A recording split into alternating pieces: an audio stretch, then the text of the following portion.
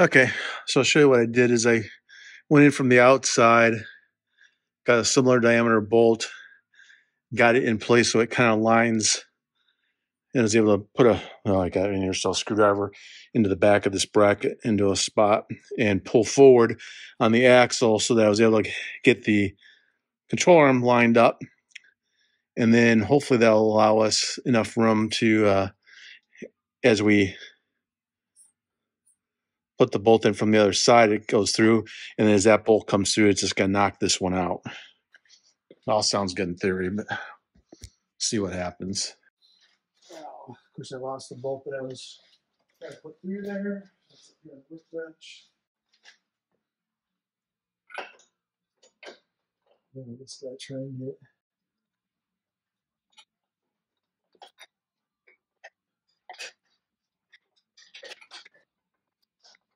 that lined up top to bottom, but this bracket needs to come back about half an inch.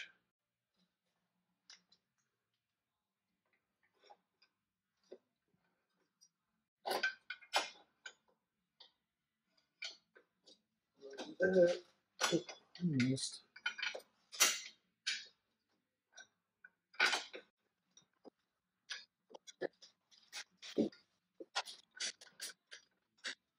Yeah, I still got my control arm, still not. Even if I get this one going, that control arm's not in the right spot yet. So probably gonna have to rig up something on here to kind of pull forward on the axle.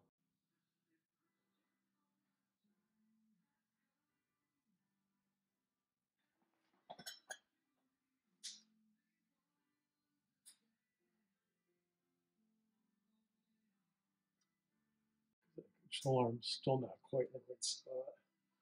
If I can get that bolt.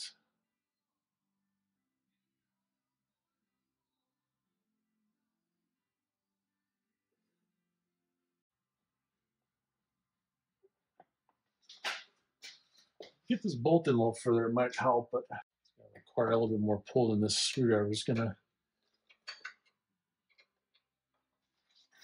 give me. If I do this, I'm just prying on the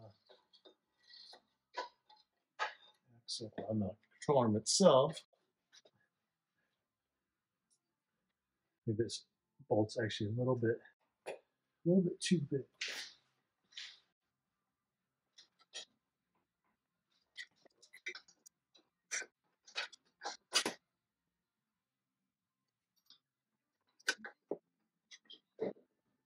I actually have it here.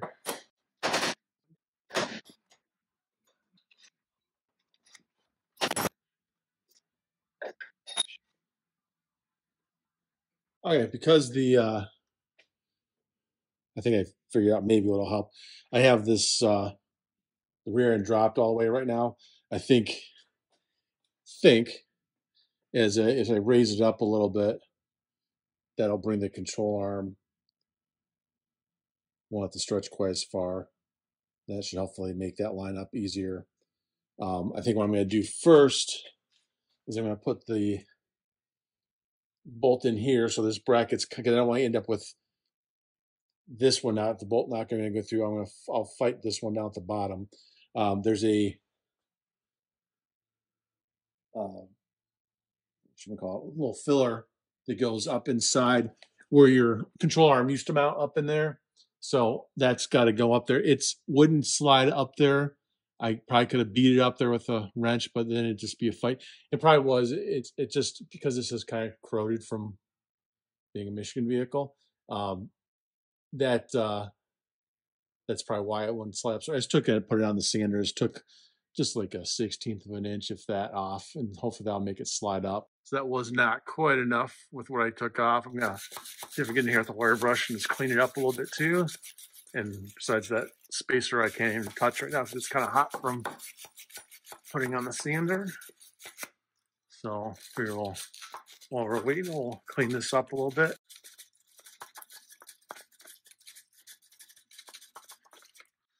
Yeah, let's see, does that help a little bit? It's close, it's still very hot, but probably needs just a little bit more taken off of it. Or I need to get in here with a grinding wheel and clean all that up. That's another option, but it's a pretty tight spot to get into. Might be able to get in there a little bit. We'll try that maybe, see if that'll help. Okay, I was able to get up there and used, I got this finger sander tool, air tool. Works great because I was able to get up inside there on both sides and clean up some of that rust. And so we can now get that slide up there. We'll get that at least up there a little bit. Slide.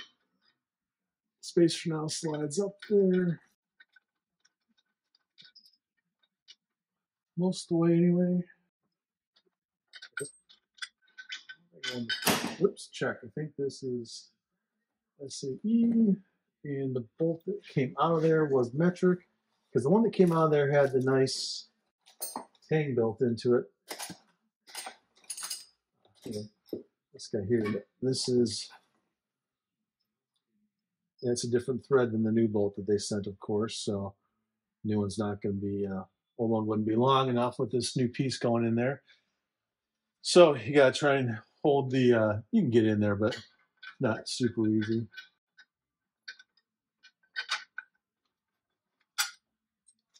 Just really can't get into it from the bottom the way that bracket's built, but up here's not too bad to get on here from the top.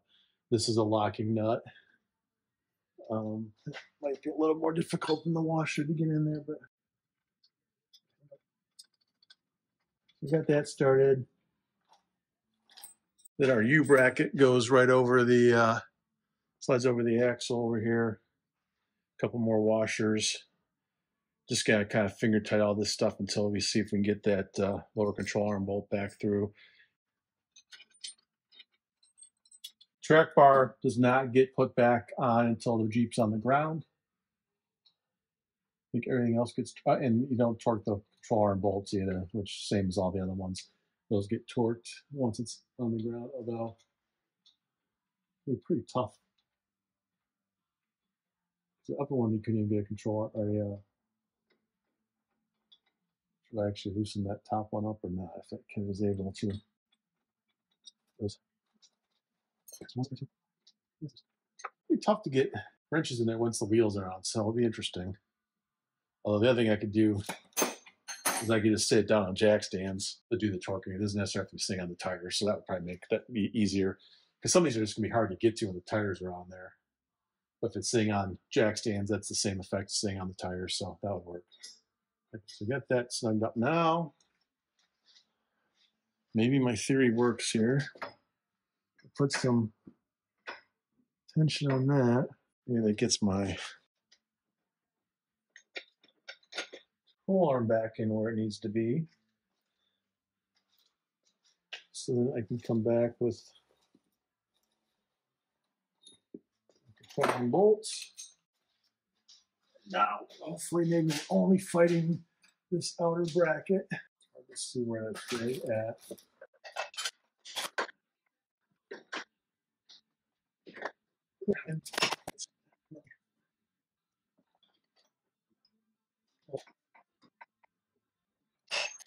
There we go. Arm belt back through. Pretty unscathed. I think that's the bolt that goes on there. Okay.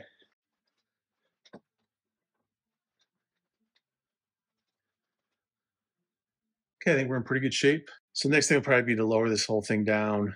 Tighten those bolts up on the U-bolt. Tighten this one up. So I'll double check what the torque specs are on those. And then we'll be able to lower it down. I'll just go ahead and put it on jack stands and we'll torque all the control arm bolts. And then so probably get the wheels and tires on tonight. It's after 9. I got to unload a truck first thing in the morning. So and I'm going to have to shovel snow before I do that too.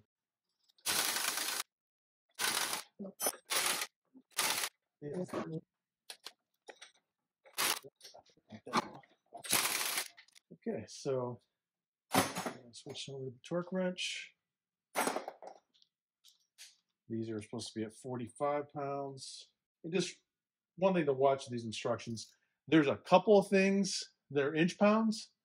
So watch you make sure you're paying attention whether it's inch pounds or foot pounds, because you'll break bolts if you put it at 45 foot-pounds. It's going to be a different torque wrench. This this is a big 1/2 inch torque wrench. It's not going to go down to so inch-pounds will be a much smaller torque wrench, like a 1/4 inch typically.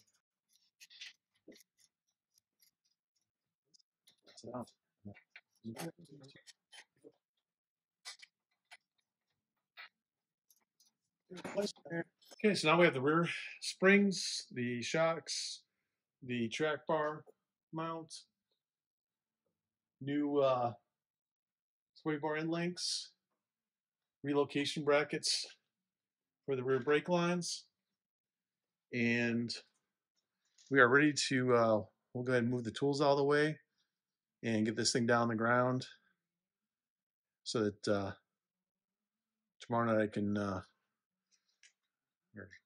tomorrow night or another day, we'll torque the suspension down. Everything looks pretty good in this Jeep. Looks like it's probably going to need an exhaust eventually. It's pretty crusty in spots. The muffler doesn't look too bad, but other spots it's pretty crusty. But no rush. The frame could use some paint, but you know, I might do a quickie spray can, some rust preventative paint or something on it, but I don't know. We'll see. It was well taken care of by the prior owner, but it did sit outside, and I think it did get driven in the winter. So far, we haven't really driven it in the winter, but you know, we got it. It was already 9 years, 9 years old. So even though it's low miles, it doesn't take much. So we'll get this thing down and get it off the rear end off the jack, get the some jack stands under it, and then next time we do something, we'll hopefully see it sitting on the new tires. One thing I think I pointed this out on the front suspension is the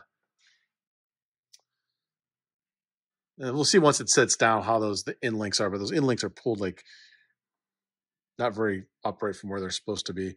But this kit didn't come with new ones for the front, and kind of everything I looked on Extreme Terrain, and it looked like most for the up to 2.5 inch lift, it was just a stock end link, and then if you go like 3 inches and up, then they have longer end links. Kind of surprised. And then there's no track bar adjustment for the front suspension. I'll take that back. Front suspension has multiple mounting point options. It kind of looks like maybe. No, those holes aren't big enough. Never mind. So well, I need to look now because there was something in those instructions I found online about like a template, and it actually kind of looks like that for relocating something. Huh. Because my instructions don't have it, but the instructions I found online.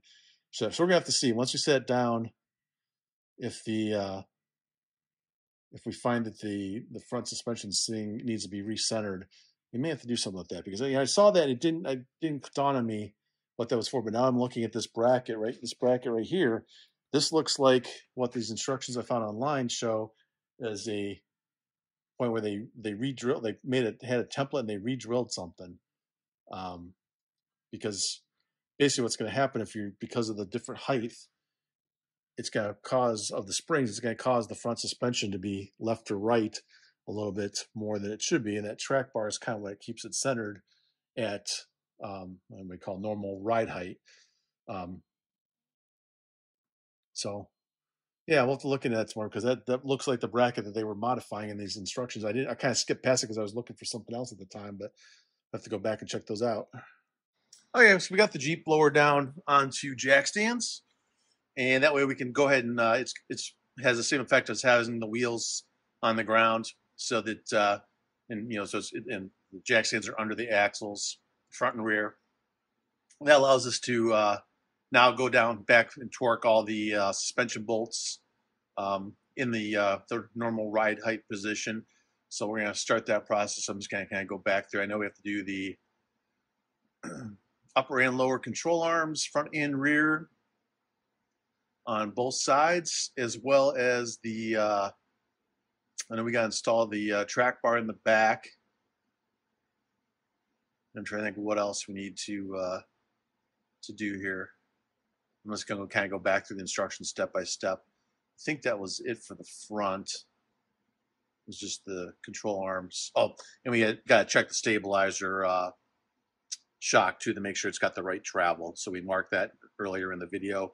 And so now I've got it sitting at ride height. We'll go ahead and turn the steering wheel from left to right and make sure it's within the marks that we set. Okay, so the first thing we're going to do is under the front is we got to torque the upper or the lower mount of the track bar where it attaches to the axle here.